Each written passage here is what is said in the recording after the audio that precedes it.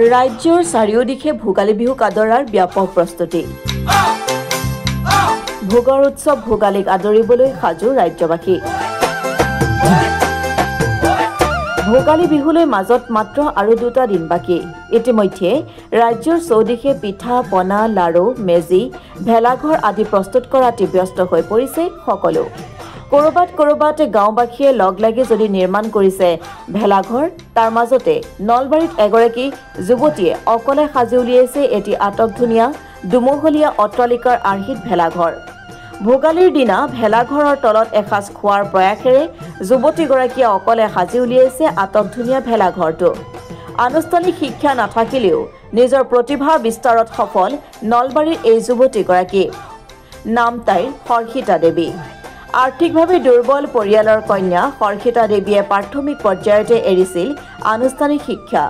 কিন্তু আনুষ্ঠানিক শিক্ষা নাথাকিলেও হৰ্ষিতাৰ গাত লুকাই আছে বহু প্ৰতিভা। তেওঁলোকৰ ওচৰতে এঘৰ লোকে নিৰ্মাণ কৰি আছিল এটি অট্টালিকা।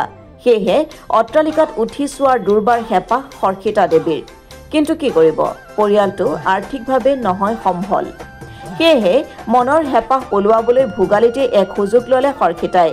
নিজে পথাৰৰ পৰা নৰা কাটি আনি বাঁহ খেৰ নৰাৰে নিজে সাজি উলিয়ালে এটি দুমহলীয়া অট্টালিকা আৰ্হিত ভেলাঘৰ। ভেলাঘৰটো দেখাত সৰু যদিও হৰ্ষিতাৰ মনৰ সমস্ত হেঁপাহ জড়িত এই ভেলাঘৰটোত। উল্লেখযোগ্য যে নলবাৰী জিলাৰ বৰমুৰিকণাৰ পাগলাদিয়াৰ মথাউৰিৰ ওচৰতে ঘৰ হৰ্ষিতাহঁতৰ। ঘৰৰ ওচৰতে তেওঁলোকৰ পদূলিত নিৰ্মাণ কৰিছে এই আটকধুনীয়া ভেলাঘৰটো। নলবাৰীৰ বৰমুৰিকণাৰ ৰণেন্দ্ৰনাথ শৰ্মাৰ একমাত্ৰ কন্যা হৰ্ষিতা দেৱী। উল্লেখযোগ্য যে প্ৰতি বছৰে হৰ্ষিতাই নিজে একোটাকৈ ভেলাঘৰ সাজি উপভোগ কৰি আহিছে ভোগৰ উৎসৱ ভোগালী। যোৱা বছৰ চাংঘৰৰ আৰ্হিত নিৰ্মাণ কৰিছিল এটি ভেলাঘৰ। এইবাৰ দুমহলীয়া অট্টালিকা ভেলাঘৰ সাজি এতিয়া সমগ্ৰ নলবাৰী জিলাতেই এক আকৰ্ষণৰ কেন্দ্ৰবিন্দু হৈ পৰিছে হৰ্ষিতাৰ ভেলাঘৰটো। বহু লোকে আহি ফটো উঠি নিজৰ ছ'চিয়েল মিডিয়াত হৰ্ষিতাৰ ভেলাঘৰটোক দিছে স্থান। আন বহুতেও হৰ্ষিতাৰ এনে প্ৰতিভাক লৈছে শলাগ।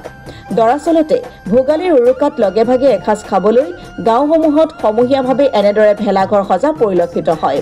কিন্তু নলবাৰীৰ এইগৰাকী যুৱতীয়ে অকলে এটি আটকধুনীয়া ভেলাঘৰ সাজি উলিওৱাত সকলোৰে দৃষ্টি আকৰ্ষিত হৈ পৰিছে। হৰ্ষিতাৰ আশা অহা বছৰো ব্যতিক্ৰমভাৱে নিৰ্মাণ কৰিব ভেলাঘৰটো। হৰ্ষিতা দেৱী। তোমাৰ গাঁৱৰ নাম? বৰমুৰিকণা। তুমি এইটো কেনেকৈ বনালা? অকলে বনাইছা নেকি? অকলে। আৰু সহায় লোৱা নাই? বা কাটি দিছি মাত্ৰ। বা মই নিজে চুপৰ পৰা আনিব নোৱাৰো নহয়। কোনে বা কাটি দিছে? পিতা আৰু দাদা একজনে কাটি দিছে। বাকী সকলো তুমি কৰিছা? এই গাঁঠি দিয়া, নৰা কটা সকলো তুমি কৰিছা? নৰা নিজে কাটিছো, গাঁঠিও নিজে দিছো। চবে পলিষ্টাৰত ধুতি কাটি পেলাই বান্ধিছো। এইগিলা পলিষ্টাৰ ধুতি কাটি বনাইছা? গুণাই কাটি পেলাই নহয় হাত। গুণাই বেছি গাঁঠিব নোৱাৰো, সেইকাৰণে ধুতি গাঁঠিছো। কাপোৰে আহিলে কমকে কাটে। তোমাৰ এই চিন্তাটো কেনেকৈ মনলৈ আহিল? তুমি এটা বিল্ডিং বনাবা, কিবা বনাবা, বেলেগো বনোৱা, তোমাৰ কিয় চিন্তাটো আহিল? বিল্ডিং সকলোৱে বনাই আছে নহয়, আমাৰতো বিল্ডিং বনাবৰ পইচা নাই, সেইকাৰণে নৰাৰে হলেও বিল্ডিং বনাই তাৰে ওপৰত উঠছো। মানে তোমাৰ বিল্ডিঙত থকাৰ হেঁপাহ আছে, মোৰ ইচ্ছা আছে তাৰমানে নেকি? বিল্ডিঙত উঠাৰ ইচ্ছা আছে? অনবাৰ থাকিব ভয় লাগে, কিন্তু এনে এবাৰ উঠি চাব মন যায়। এবাৰ উঠিব ইচ্ছা যায়, সেইকাৰণে বনালো। সেইকাৰণে বনালা। কি কবা, তুমি আগতে বনাইছিলা নে এনেকুৱাকৈ? বনাইছো, মিচিং চাংঘৰ বনাইছো। এবাৰ এইটো দ্বিতীয় নেকি? এইটো দ্বিতীয়। ভৱিষ্যতে বনাবা? চাও পাৰো না। তোমাৰ দেউতাৰ নাম? ৰণেন্দ্ৰনাথ শৰ্মা। তুমি কি পঢ়ি আছা? নাই, মই পঢ়া নাই, চতুৰ্থ বাদ দিছো। নলবাৰীৰ পৰা চাহানুৰ আলমৰ ৰিপৰ্ট, গণ অধিকাৰ লাইভ।